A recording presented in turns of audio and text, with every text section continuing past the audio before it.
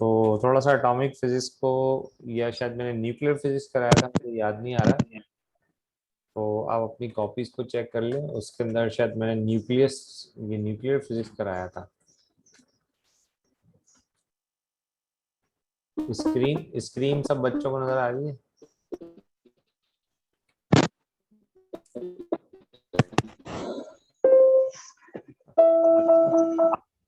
अच्छा जिया, अब आपकी आवाज जो है ना ज्यादा आ रही है, तो इसलिए मैं आपको म्यूट कर रहा हूँ।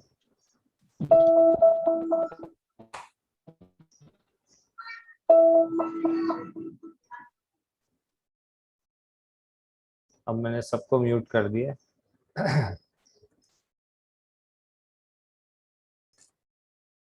तो न्यूक्लियर इज डिफाइंड, ये लास्ट टाइम मैंने थोड़ा सा इसको डिस्कस किया था, लेकिन आज हम दोबारा से इसको डिस्कस कर रहे हैं। इसी के साथ हम एटॉमिक फिजिक्स को भी डिस्कस करेंगे।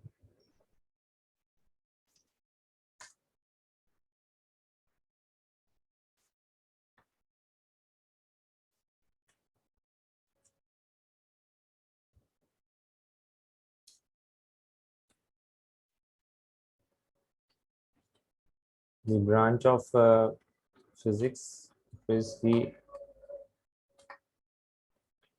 ऐसी ब्रांच है that deals with the study of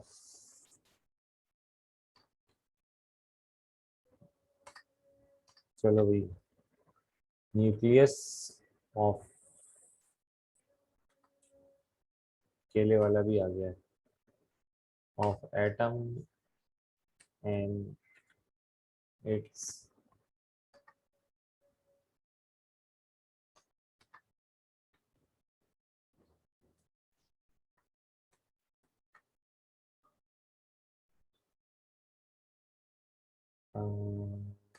common लगा देते हैं, पार्टिकल्स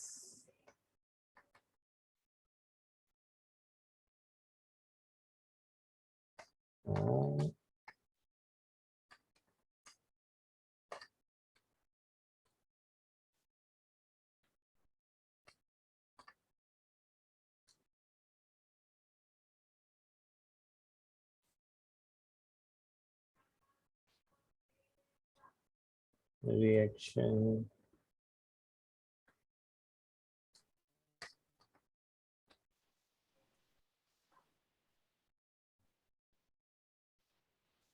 ओहो,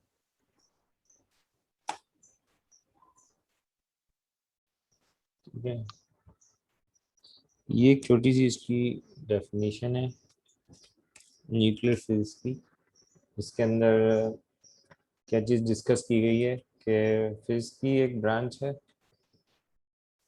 द ब्रांच ऑफ फिजिक्स, जिसके अंदर हम क्या डील करते हैं, किस चीज़ को स्टडी करते हैं। दो चीज़ें, study of nucleus of atom, atom के न्यूक्लियस को जो है डिस्कस करेंगे, स्टडी करेंगे। साथ साथ उसके अंदर जो पार्टिकल्स मौजूद हैं, ये जो हमने लास्ट टाइम भी पढ़ा था, particles in nucleus and reaction of nuclei. जो न्यूक्लियाई जो होती है, वो आपको मालूम है कि ये न्यूक्लियस की प्लूरल फॉर्म है। न्यूक्लियस एक सिंगल वर्ड है, और उसका प्लूरल जो होता है वो क्या होता है, न्यूक्लियाई। तो ज़्यादा अब न्यूक्लियाई का लफ्ज़ इस्तेमाल हो रहा है, तो इसका मतलब है कि एक न्यूक्लियस नहीं होगा, एक से ज़्यादा न्यूक्लियस होंगे। तो जब हम एटम्स के न्यूक्लियस के दरमियान में जब रिएक्शंस को हम स्टडी करते हैं, तो ये सारी स्टडी हमारी न्यूक्लियर फिजिक्स के अंदर आ जाती है। ठीक है, ये आ गया जी इसकी डेफिनेशन। ठीक, ओके। अब न्यूक्लियर फिजिक्स के अंदर जो है वो,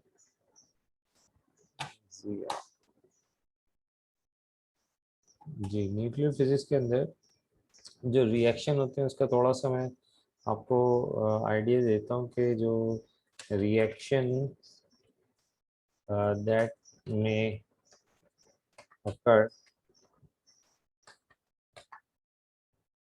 among न्यूक्लियाई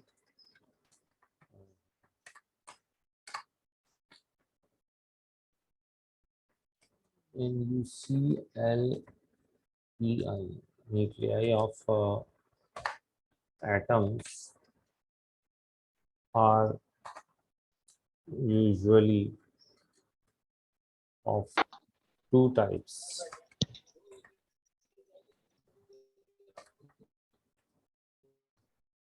दो तरह के न्यूक्लियस के दरम्यान में जो रिएक्शन है वो दो तरह के होते हैं। वैसे ये आप पढ़ेंगे आगे जाके, आगे की क्लासेस के अंदर स्टडी करेंगे, लेकिन जस्ट अभी जो है वो मैं आपको एक आइडिया देने के लिए यहाँ पे नाम बता देता हूँ।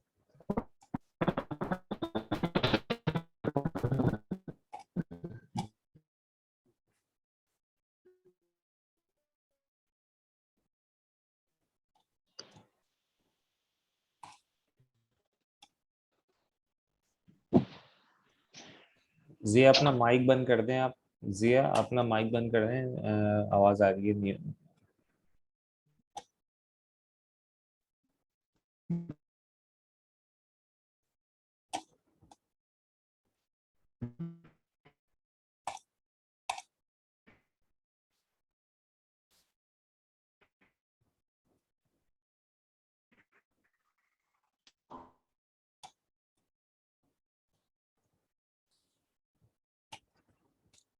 दो टाइप्स के रिएक्शन होते हैं।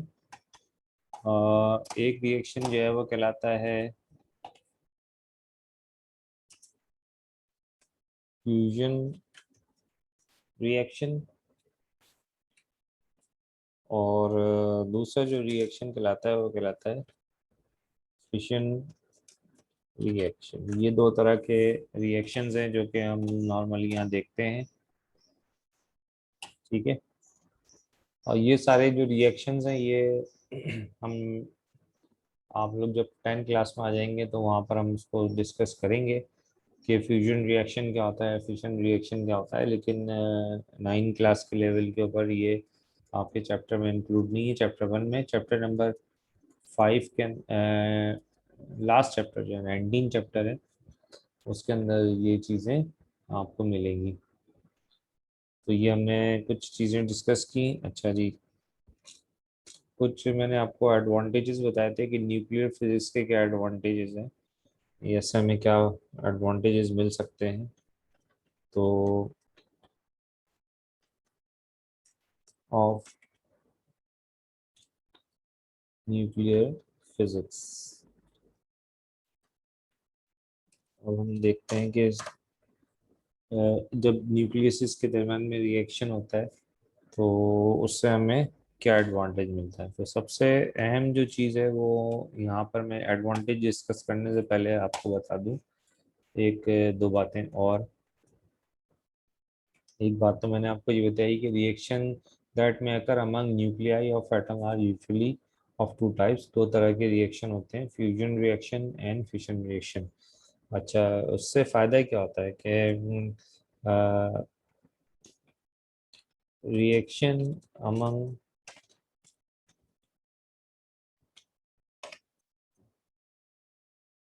nuclei produces lots of heating effect, ठीक है। क्या चीज़ है, बात क्या बताई गई, बात ये बताई गई कि जब न्यूक्लियस के रिएक्शंस होते हैं, न्यूक्लियर रिएक्शंस होते हैं, तो उस न्यूक्लियर रिएक्शन के अंदर जो सबसे ज़्यादा चीज़ इन्वॉल्व होती है वो होती है हीट।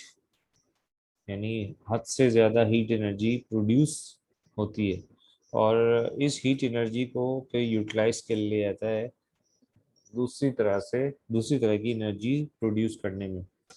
जैसा कि हमें मालूम है कि हीट एनर्जी को यूज़ करके हम बॉयलर्स में पानी को गर्म कर सकते हैं और स्टीम प्रोड्यूस कर सकते हैं, और ये स्टीम जो है वो फर्दर यूज़ की जा सकती है इलेक्ट्रिसिटी जनरेट करने वाले टरबाइंस को चलाने में। तो इससे हमें ये समझ में आता है न्यूक्लियर रिएक्शन से, ये न्यूक्लियर फिजिक्स से, कि it can be utilise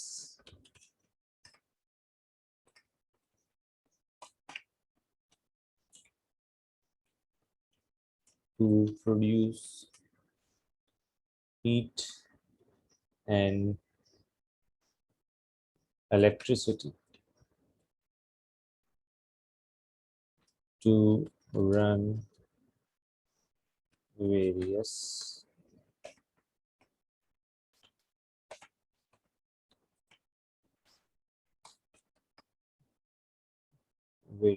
industry.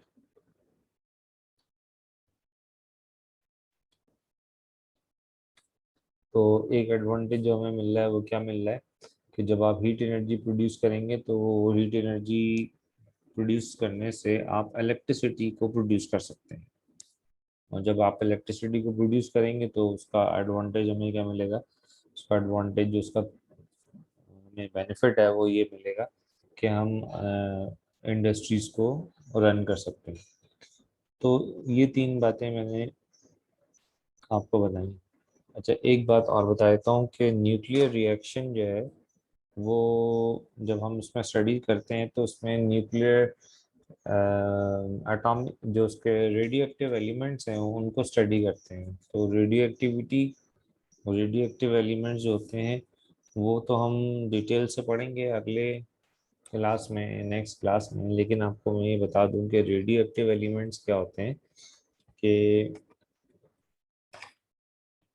Radio active elements are those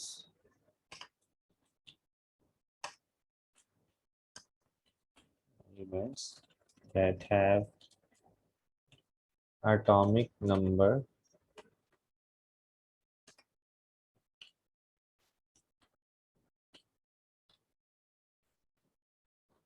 greater than 81। Chemistry में आपने पढ़ा होगा कि एटम्स के एटॉमिक नंबर भी होते हैं और एटॉमिक मासेस भी होते हैं। तो ऐसे एलिमेंट जिनका एटॉमिक नंबर 81 से ज़्यादा हो उन एलिमेंट्स को हम रेडियो एक्टिव एलिमेंट्स कहते हैं। ठीक। तो इसका मतलब ये हुआ कि वो एलिमेंट जिनका एटॉमिक नंबर 81 से ज़्यादा होगा वो रेडियो एक्टिव एलिमेंट्स कहलाएंगे। और न्यूक्लियर फिजिक्स के अंदर हम ज़्यादातर ऐसे ही एलिमेंट्स को स्टडी कर रहे होते हैं जो कि रेडियो एक्टिव एलिमेंट्स होते हैं। या अगर रेडियो एक्टिव एलिमेंट नहीं भी होते तो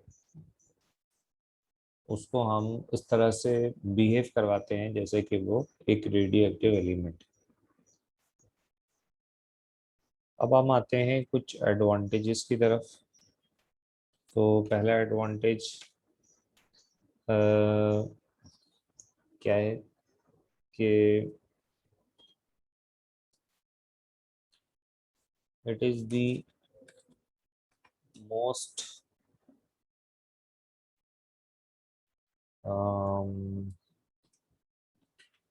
effective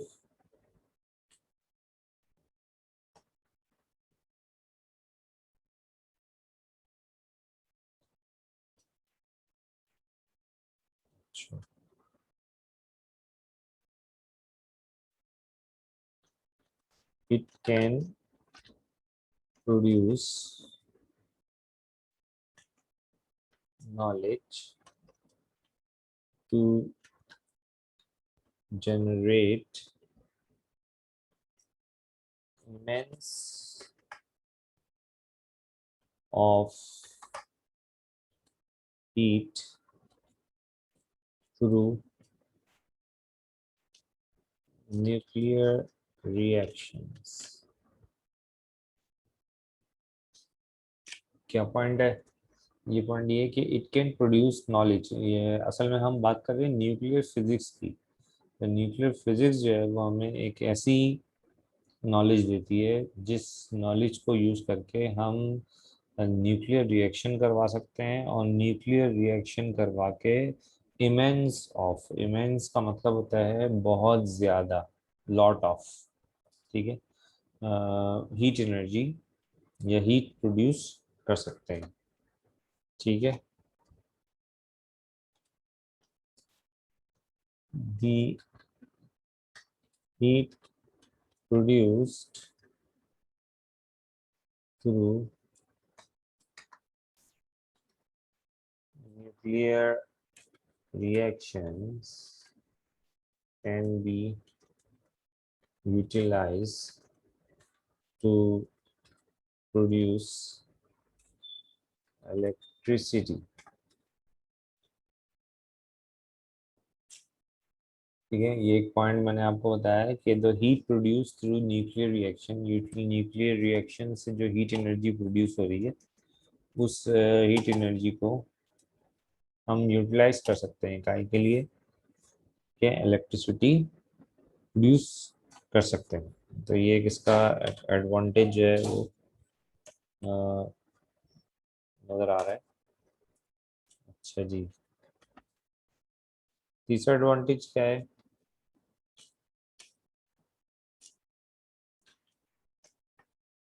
nuclear physics play very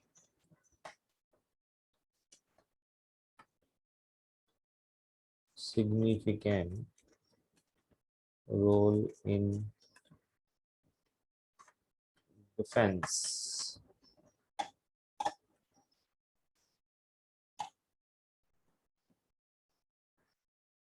of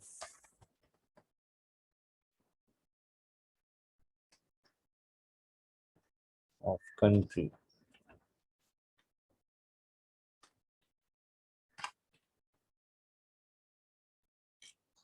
ये एक पॉइंट मैंने आपको बताया कि न्यूक्लियर फिजिक्स जो है वो बहुत अहम रोल प्ले करता है किसी भी कंट्री के डिफेंस के अंदर।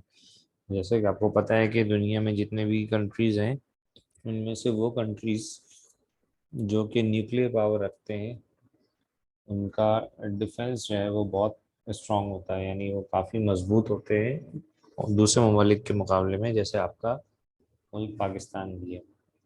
ठीक है, तो ये आपके मुल्क की जो जो डिफेंस है उसको काफ़ी मुस्तहकम कर देता है, जिससे आपके मुल्क के ऊपर कोई मैली आंख से देख नहीं सकता, क्योंकि उसको इस बात का डर होता है कि ये कंट्री जो है वो न्यूक्लियर पावर है और यकीन इसके पास जो है वो न्यूक्लियर वेपन्स होंगे। तो इस तरह से आपको एक तरह की श्योरिटी मिल जाती है, प्रोटेक्शन मिल जाती है। ठीक है ना। अच्छा जी, उसके बाद हम आ रहे हैं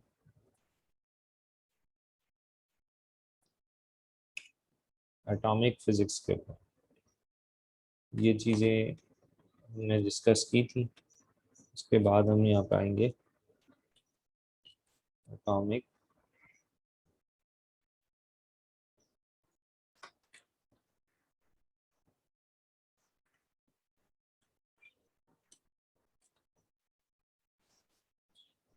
इसको हम कैसे डिफाइन कर सकते हैं एटॉमिक फिजिक्स को।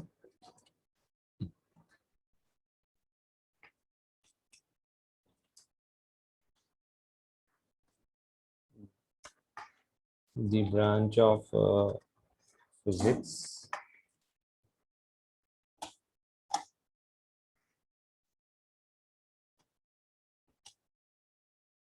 अच्छा, अभी मैंने आप लोगों के माइक बंद किए हैं, थोड़ी देर बाद में ऑन कर दूंगा। The branch of physics that deals with the study of atomic structure and characteristics of atom is called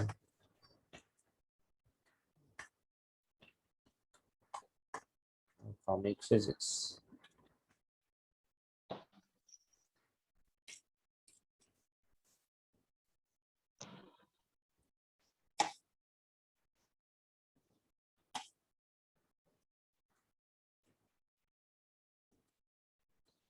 ठीक है, तो एटॉमिक फिजिक्स के अंदर जो है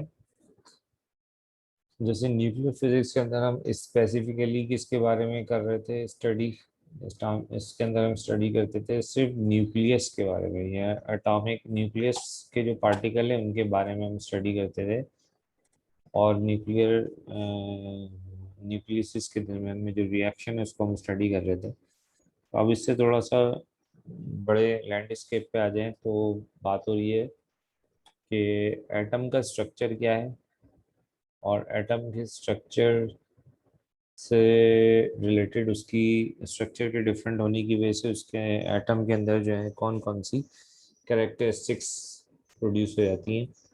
तो इसको जब आप स्टडी करेंगे तो ये क्या कहलाएगा,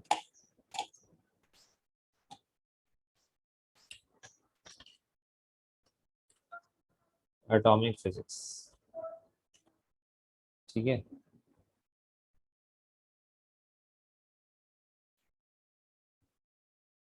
अब इसके अंदर एटॉमिक फिजिक्स को अगर हम देखेंगे इसको हम कहाँ यूटिलाइज करेंगे, तो इसके अंदर जो है थोड़ा सा रिलेटेड चीज़ें, क्योंकि एटॉमिक फिजिक्स में जब आप रिसर्च करेंगे या उसको पढ़ेंगे तो फिर इससे एक ब्रांच निकलती है, वो कहलाती है क्वांटम फिजिक्स। ठीक है ना। तो एटॉमिक फिजिक्स के बारे में जब आप स्टडी करेंगे तो डिफरेंट एटॉमिक बिहेवियर को स्टडी करेंगे, फिर उसके साथ जो है जो रेडिएशंस निकलनी है या रेडियो एक्टिव रेज जो हैं, जैसे कि एक्स रेज होती हैं और लेज़र रेज होती हैं, इंफ्रारेड हैं, अल्ट्रा वायलेट रेज होती हैं। तो एटॉमिक स्ट्रक्चर के डिफरेंट होने की वजह से किस तरह से उनमें से रेडिएशंस एमिट हो रही होती हैं, और उसमें से जो इमिशन ऑफ लाइट हो रहा होता है, इमिशन ऑफ एनर्जी होता है, उस को स्टडी किया जा सकता है। और यहाँ से एक नई फिजिक्स की ब्रांच जनरेट होती है जिसको हम कह सकते हैं क्वांटम फिजिक्स। ठीक है। तो क्वांटम फिजिक्स के अंदर स्टडी करने में ये हमें हेल्प आउट करती है। ठीक है। एटॉमिक फिजिक्स की भी ब्रांचेस बन जाती हैं। ठीक है। और बेसिकली इसमें जो है हम उसके एटम के जो है स्ट्रक्चर को स्टडी करके फिर उसकी स्टेट्स को स्टडी करते हैं कि कौन सी कंडीशन में किस तरह की स्टेट में एटम आता है, और जब वो एटम किसी ख़ास स्टेट में पहुंचता है तो उसका बिहेवियर क्या हो जाता है। यानी एक ही एटम है लेकिन उसका बिहेवियर जो है वो डिफरेंट हो सकता है। ठीक है ना। तो इसलिए एटॉमिक फिजिक्स जो है वो यूं कह लीजिए कि हेल्प आउट करती है न्यूक्लियर फिजिक्स को स्टडी करने में। ठीक है। तो मैं यहाँ पे 3 मिनट हमारे पास रह गए, तो मैं कुछ एडवांटेजेस आपको बता देता हूँ।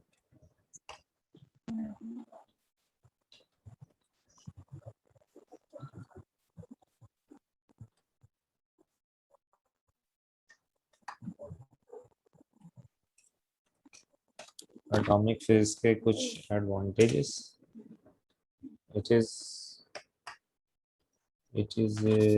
it helps to understand. बेटा आपका माइक बंद कर दे, मरियम अपना माइक बंद कर दे,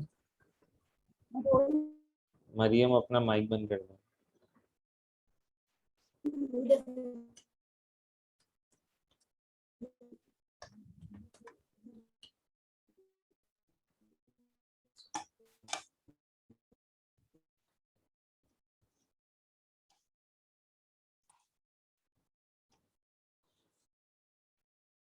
एक तो ये हमें एटम्स के स्ट्रक्चर को स्टडी करने में हेल्प करता है। इट लीड्स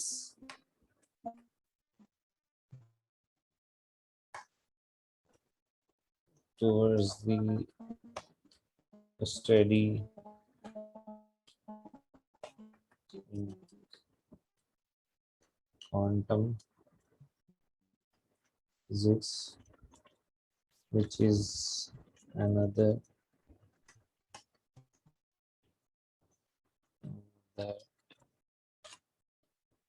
ब्रांच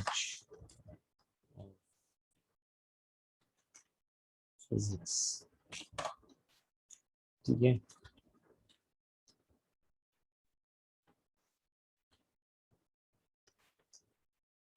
ये मैं पहले पॉइंट लिख देता हूँ, फिर उसके बाद बारी बारी डिस्कस कर लेंगे, क्योंकि क्लास खत्म होने में वापस 1-2 मिनट रह गए।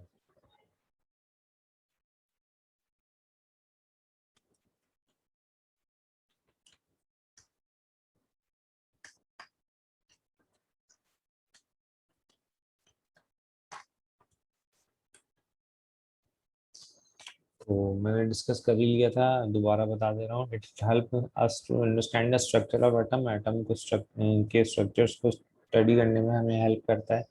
और दूसरी जब बात ये है कि ये हमें इस स्टडी की मदद से हम जाते हैं क्वांटम फिजिक्स की तरफ, जिसमें हम क्वांटम फिजिक्स आपके सिलेबस में नहीं है, लेकिन ये एक फिजिक्स की बड़ी इंपॉर्टेंट ब्रांच होती है, जिसके अंदर हम देखते हैं कि किसी भी एटम के अंदर से किस किस्म की रेडिएशंस निकल सकती है। और तीसरे पॉइंट में मैंने लिखा है, it also helps in study of behaviour of atom different states, मुख्तलिफ स्टेट्स में एटॉमिक स्टेट्स के अंदर एटम जो है वो किस तरीके से बिहेव करते हैं। तो ये स्क्रीन में आपके सामने दिखा रहा हूँ, आप चाहें तो इसका स्क्रीनशॉट ले लें जो आज हमने पढ़ा है, क्योंकि हमारा 1 मिनट से भी कम टाइम रह गया है। ये न्यूक्लियर फिजिक्स की डेफिनेशन मैंने पढ़ाई थी, उसके बाद मैंने एडवांटेजेस लिखे हैं, फिर एटॉमिक फिजिक्स की मैंने आपको यहाँ पे